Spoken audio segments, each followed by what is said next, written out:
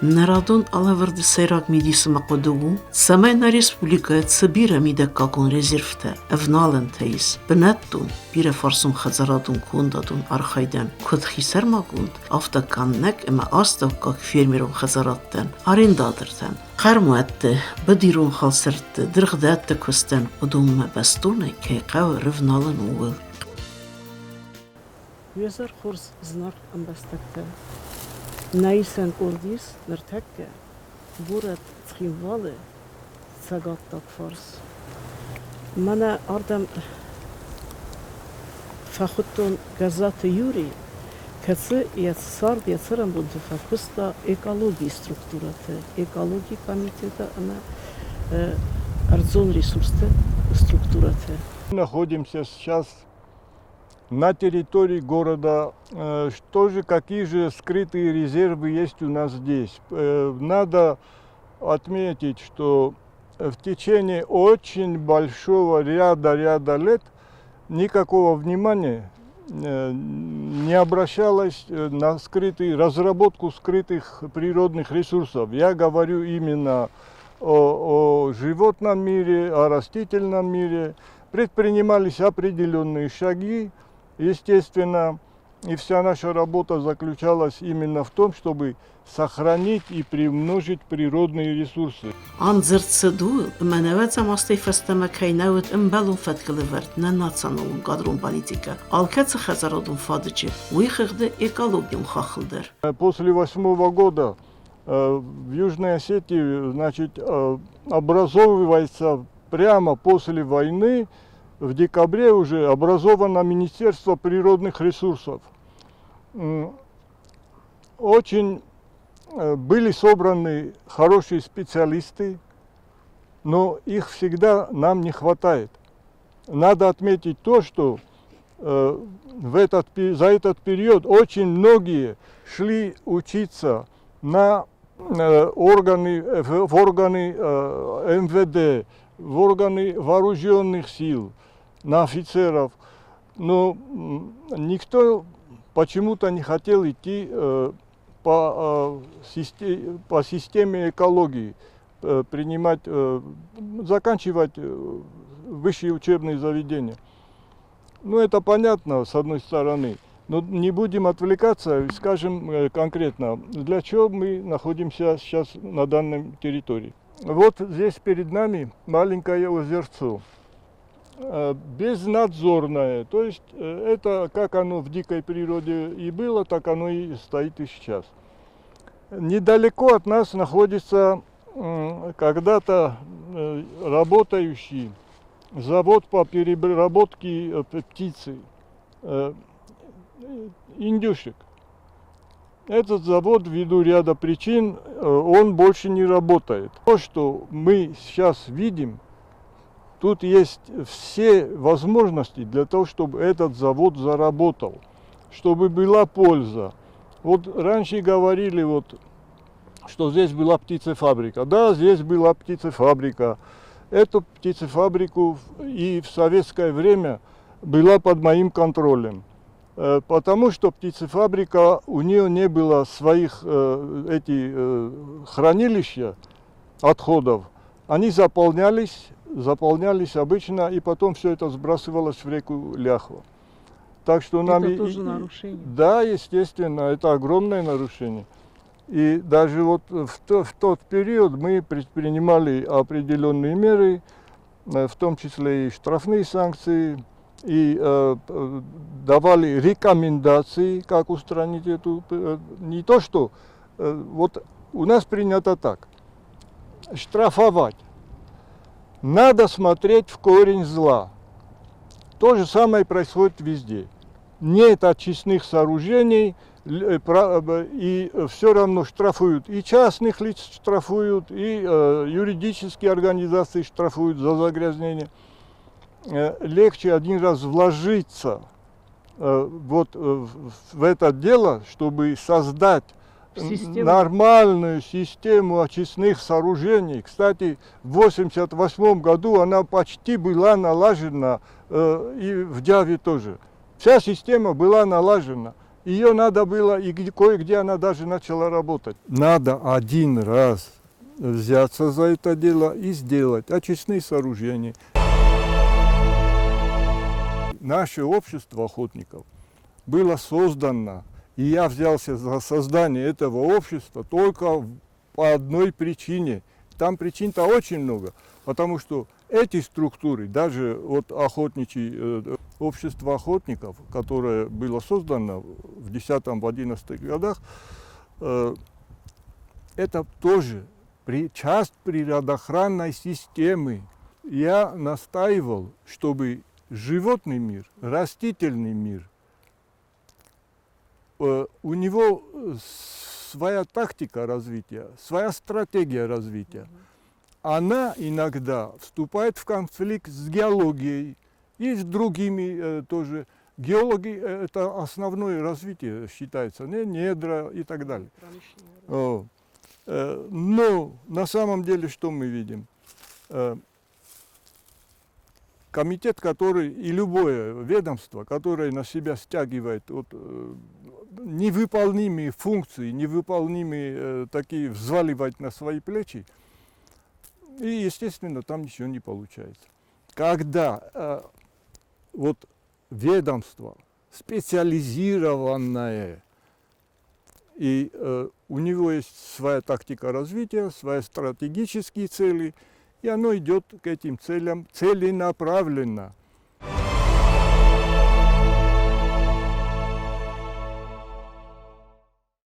Երանախասը պրեզիդենտ Գագլույթը ալան զախտը, բիրը աստեցը արենդայլը վրզախը թե կուսնացանց, ուդոնտը խեզակոն մագեսկա մազալտը իստ կայ կոմերցը ուй, ռաստագել, ծալ դրգայ աստը կորդ բիրը արենդուն զախը թե էձալլագայ կայլավունց, ու յախուսագայ արաստատուն բրատը բն ֆավայինց.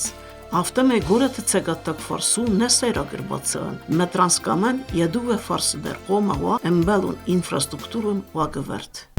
Յուրը դիստաջը պլանտանեն զախտայ mənə հացը բնատը պխեի, սգանən զիս մեզը ծուավր թե իսարազən, əmmə ֆեցաջը դեր մեզար դեմə ֆեցը դիվի, ծուս материалун ресурсда кайқалы хасы проекты.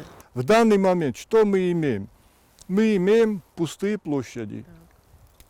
Площади пахотных земель на данный период, которые засоряются, не знаю кто додумался до этого, но пошли, действует как полигон для твердых отходов и бытового мусора.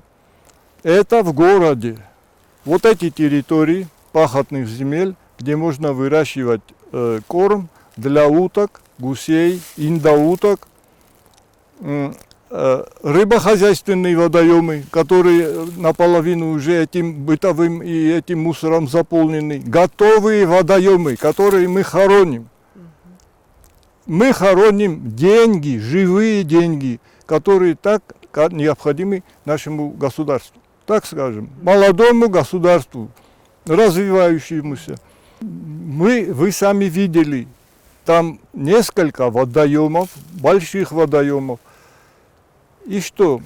Я просто коротко скажу о технологии. Технология воспроизводства птицы, то есть водоплавающие птицы, и одновременно совместное развитие рыбоводческого хозяйства, они всегда дополняют друг друга. В каком варианте? Вы получаете птицу, вы имеете в год, птица дает продукции 3 раза. То есть достигает кондиционного веса 3 раза за год. Птице, естественно, нужны кормовая база. Кормовая база на месте. Пожалуйста, и кукуруза, и пшеница, и проса, и все что угодно. Территории свободны. Да. Водоемы готовы, рыба. У нас есть специалисты. Кстати, я знаю таких молодых 2 специалистов, которые закончили высшие учебные заведения по рыборазведению и так далее. Во-первых, к тому же это рабочие места для людей. Вот. Уже получая готовую продукцию, То есть мы имеем все компоненты, на данной территории мы имеем все компоненты для экономического развития вот этого нашего края маленького, скажем. И создание вот этого, запустить этот завод в работу. Тут, я же говорю, 3 раза за сезон происходит, птица достигает веса. Веса какого? Уже кондиционного веса. Вот когда птица достигнет своего кондиционного веса, скажем, к слову, я так говорю, 2,5 килограмма достигла птица, она больше не станет. Она больше не станет. Ее пора отправлять на переработку. То есть на убой и так далее. Там перья пойдут, пух в одну сторону, а саму птицу и не разбрасываться, а коптить. Сегодня копченая продукция с экологически чистых районов покупают за валюту. Так что не то, что мы можем этим самих себя обеспечить, но мы можем даже выйти на международный рынок с этим. Вот. Через Россию, конечно. Но я же говорю, компоненты для воспроизводства вот этих, это будет завод, это будет, или как бы ни называлось, это не главное. Компоненты все есть. Земля под пахоту. А то, что касается нюансов, нюансы есть, конечно. Но я могу сказать вам точно, что гусь, и домашний гусь, и дикий гусь, он может кормиться на одной траве. Создавать ему тепличные условия не обязательно, потому что водоплавающая птица спокойно переносит морозы до 40 градусов. Спокойно. Не нужны им такие стационарные, утепленные здания строить. Им вполне достаточно делать загоны и навесы. Я говорю про то, что вложений туда много не надо. И самое главное, чтобы это производство взяло на себя государство. Под контролем государства, это когда под жестким контролем идут финансовые потоки, будет намного продуктивнее работа. Да. Еще, что я хочу отметить. Хочу отметить то, что поедая корм, и утка, и индоутка это будет, или гуси это будут, или кто это будет, у них идет неполное сварение вот этих. Допустим, она кушает пшеницу, или кушает там ячмень, или кушает кукурузу.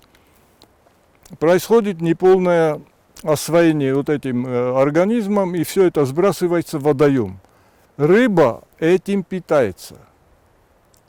Рыба это как, скажем так, как то же самое, вот как в животноводстве свиней разводят. Сейчас есть такие сорта рыбы, которые вполне устраивают. Вот видите, тростник, осока, камыш, высокотравье вокруг нас. Не?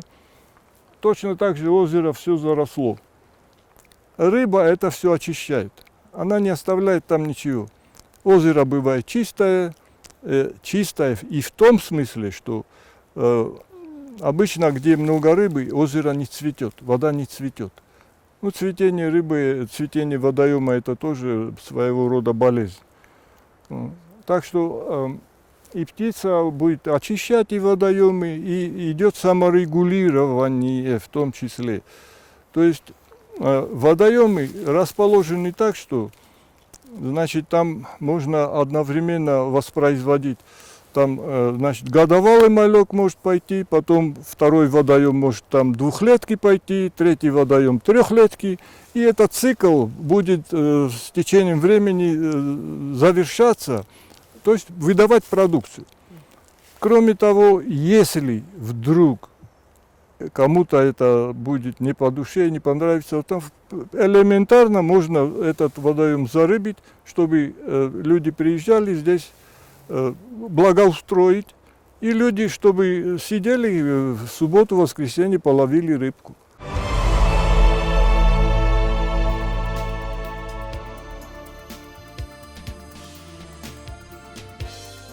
خونساتك تسوغدت نيجنن أما نسيرك دون أرتيري ليوخي دارتر در أنفخو أما أنمتي إكسبلاتاتي تسوا أميام ألردجي افتوي канализации датта. Не только в водоохранной зоне, но и за ее пределами без нашей санкции никто не имел права приступать к работе и что-то делать. Если шло строительство, значит, вся документация шла тщательному анализу, и после этого выдавались документации на определенные работы. Это через комитет? Это не комитет был. Тогда этими делами и выборка гравия, и песчано-гравийной смеси, все это относилось к органам рыбоохраны, а также параллельно Комитету охраны природы. Вот это и в советское время было. И после советского времени, это в наше время тоже это актуальный вопрос. 300 метров от уреза воды не допускалось раньше создания, а на определенных зонах выдавались карты, и не в одном месте, а в нескольких местах. Это планировалось так. Значит, используется один водоем, оттуда забирается песчано-гравийная смесь. Ну, естественно, от уреза воды там определенные были стандарты.